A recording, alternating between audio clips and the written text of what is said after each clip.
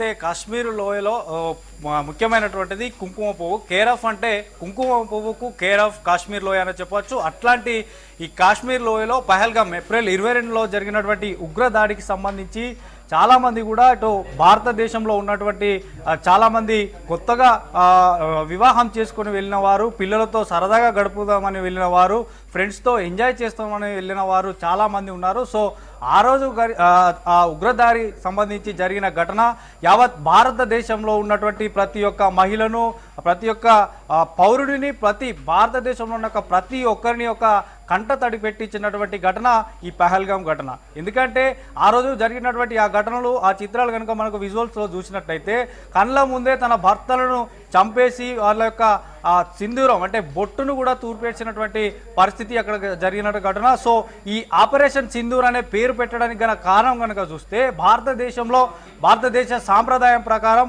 ఏ విజయకార్యం, ఏ శుభకార్యం జరిగినా విజయానికి ఈ సింధూరం అనేది ముఖ్యం కాబట్టి సో దానికి ఖచ్చితంగా ఇప్పుడు జరగబోయేటువంటి పరిణామాలకు సంబంధించి ఈ సింధూరం అనేటువంటి పేరును నరేంద్ర మోడీ తీసుకొని ఆపరేషన్ సింధూర్ అనేది పేరు పెట్టాడు. ఈ సింధూర్ అనేది మనం ముందుగా ఏది ప్రారంభించినా సింధూరం పెట్టడం ఒక ఆనవాయితీ కాబట్టి సో ఈ సింధూర్ అనే పదం అయితే తీసుకొచ్చారు. సో ఇది ఇప్పుడు భారతావని వీర విజయానికి సంకేతంగా కూడా చెప్పవచ్చు. ఇక ఈ టెర్రరిస్టులకు సంబంధించినటువంటి అర్ధరాత్రి ఏదైతే 1:44 జరిగినటువంటి ఎయిర్ స్ట్రైక్ మాత్రం పూర్తిగా అక్కడ ఉన్నటువంటి 9 ఉగ్ర స్థావరాలపైన దాడి చేశారు. దాడి చేసినటువంటి ఆపరేషన్ సింధూర్కు సంబంధించినటువంటి పూర్తిగా ఎయిర్ స్ట్రైక్స్ కూడా ఎట్లాంటివి కూడా అక్కడ మనకు మిస్ కాలేదు. వారు పాకిస్తాన్కి సంబంధించి కూడా ఎట్లాంటి అటాక్ కూడా తిరిగి మన ఎయిర్ స్ట్రైక్ పైన చేయలేదు. ఇక ఈ దాడులు, ఈ ఆపరేషన్కి సంబంధించినటువంటి పేరును ఖరారు చేసింది.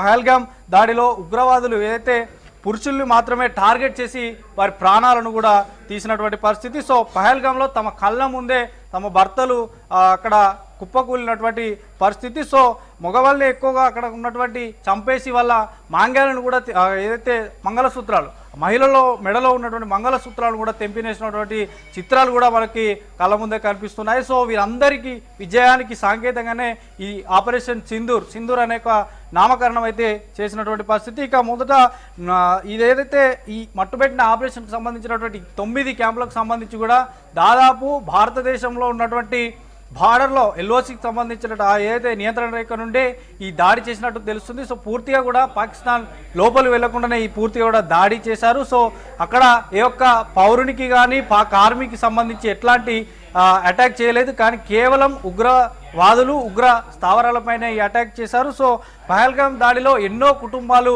ఈ అనాథలయ్యాయి. అప్పుడే పెళ్లి చేసుకున్నటువంటి వాళ్ళు కొందరు హనీమూన్ ట్రిప్ అంటూ వెళ్ళారు. సో పిల్లలతో సంతోషంగా కొందరు వెళ్ళారు, ఫ్రెండ్స్తో కొందరు. సో ఇట్లాంటి ఘటనలు పూర్తిగా కూడా చాలా భారతదేశాన్ని కన్నీటి పర్యటన చేసినటువంటి పరిస్థితి. సో టెర్రరిస్టులు వాళ్ళ 100 ఏళ్ల దాంపత్య జీవితాన్ని నాశనం చేసినటువంటి క్రమంలో సో వీరందరికీ గుర్తుగా ఈ సింధూర్ అనేది ఈ పేరును తీసుకురావడం జరిగింది. సో మొత్తంగా ఏ పాపం ఎరగని అమాయకులు మాత్రం అక్కడ ఏదో ఎంజాయ్ చేద్దామని వెళ్ళినటువంటి అమాయకులు మాత్రం ఉగ్రవాదులు మట్టు కనిపించారు. సో దానికి దానికి గుర్తింపుగానే ఈ సింధూర్ అనే పదాన్ని తీసుకున్నట్టు తెలుస్తుంది. సో ఈ సింధూర్ కేవలం ఒక సినిమాలో ట్రైలర్ మాత్రమే, సినిమా ఇంకా ముందుందనేటువంటి సూచికగా సింధూర్ అనే పేరు పెట్టినట్టు కూడా చెప్పొచ్చు. ఇక దేశం మాటలు ఆచరణలో పెట్టుకొని పూర్తిగా కూడా పహల్గామ్ బాధితులకు అండగా ఉంటామని కూడా ప్రధాని మాట ఇచ్చారు. మొన్న రీసెంట్గా జరిగినటువంటి ఒక బహిరంగ సభలో కూడా ఖచ్చితంగా ఉగ్రవాదులు ఎక్కడ ఉన్నా కూడా వారిని పట్టుకొని మరీ చట్టరీత్యా చర్యలు ఉంటాయి. సో ఖచ్చితంగా ఎవరిని ఉపేక్షించలేదు. ఉగ్రవాదులని, ఉగ్ర స్థావరాలను ఎంకరేజ్ చేస్తున్నా, వారికి రక్షణ కల్పిస్తున్నా, వారికి సహాయ సహకారాలు అందిస్తున్న వారిని ఖచ్చితంగా దొరకబట్టి వారిని ఖచ్చితంగా వారిపైన చర్యలు తీసుకుంటామని కూడా హెచ్చరించారు. తర్వాత మా ప్రధాని నరేంద్ర మోడీ హెచ్చరించిన మరుసటి 2 రోజులకే అటు కేంద్ర హోంమంత్రిత్వ శాఖ మంత్రి అమిత్ షా కూడా హెచ్చరించారు. సో ఖచ్చితంగా దీనికి ధీటుగా సమాధానం ఇస్తాం, ఎవరిని ఉపేక్షించలేదు, వారిని వదిలేదే లేదని చెప్పారు. సో ఈ పూర్తిగా కూడా ఈ ఆపరేషన్ సింధూర్లో ఆల్రెడీ మనకు ఈ ఏదైతే 1:44 అటాక్ జరిగిందో ఎయిర్ స్ట్రైక్స్తో, సో దానికంటూ 10 నిమిషాల ముందు కూడా Indian army always army ready అంటూ కూడా 10 నిమిషాల ముందు వీడియో రిలీజ్ చేశారు. వీడియో రిలీజ్ చేసిన అనంతరమే ఈ అటాక్ అయితే జరిగింది. సో మొత్తానికైతే ఈ త్రివిధ దళాలకు సంబంధించినటువంటి ఫ్రీ అండ్ బ్యాక్ కూడా వరుసగా ఈ పహల్గామ్ ఘటన జరిగిన తర్వాత కూడా ప్రధాని నరేంద్ర మోడీ త్రివిధ దళాల అధిపతులతో కూడా ప్రత్యేక సమావేశం, వరుస భేటీల అనంతరం మాత్రం ఇదొక కీలక ఘట్టంగా చెప్పవచ్చు. ఇక ఈ రోజు కూడా చాలా వరకు భారతదేశంలో ఉన్నటువంటి దాదాపు 250 పైగా జిల్లాలో కూడా మాక్ డ్రిల్ అని చెప్పేసి డైరెక్ట్ అర్ధరాత్రి అయితే ఈ డ్రిల్ అనేది చేశారని కూడా చెప్పవచ్చు.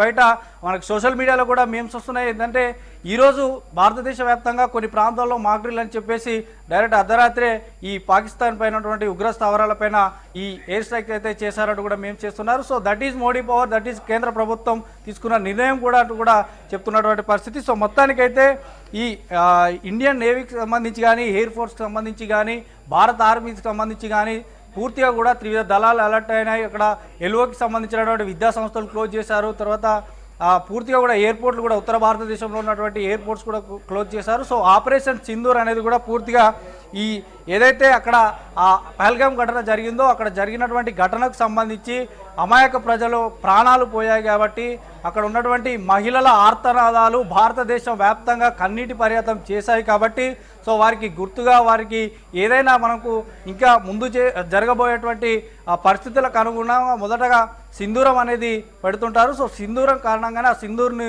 తీసుకొని ఈరోజు జరిగినటువంటి ఈ ఎయిర్ స్ట్రైక్కు ఫేజ్ 1గా చెప్పవచ్చు. ఫేజ్ 1లో దీని పేరు సింధూర్గా మొదటగా పెట్టారు. సో చూడాలి మరి నెక్స్ట్ ఇంకా దీనిపైన పాక్ ఆర్మీ ఎలా సన్నద్ధమవుతుంది. తర్వాత ఇప్పటికే దీనిపైన కూడా తెలంగాణ రాష్ట్ర ముఖ్యమంత్రి రేవంత్ రెడ్డి కూడా మరికొద్దిసేపట్లో సమీక్ష సమావేశం ఏర్పాటు చేసినట్టు కూడా తెలుస్తుంది. సో మొత్తానికైతే కేంద్ర క్యాబినెట్ కూడా మరికొద్దిసేపట్లో సమావేశం కానుంది. దీని అనంతరం నిన్న జరిగినటువంటి ఇప్పుడు ఏదైతే తెల్లవారుజామున జరిగినటువంటి ఘటనకు సంబంధించి కూడా అఫీషియల్స్ కూడా ప్రెస్ నోట్ రిలీజ్ చేస్తారా, ప్రెస్ కాన్ఫరెన్స్ పెట్టి ఏం చేస్తారనేది వేచి చూడాలి. సో మొత్తానికైతే ఆపరేషన్ సింధూర్ మాత్రం ఫుల్ సక్సెస్ అయింది. సో భారతదేశ వ్యాప్తంగా కూడా ప్రజలు సంతోషాల్లో మునిగిపోయారని చెప్పొచ్చు వెంకట్.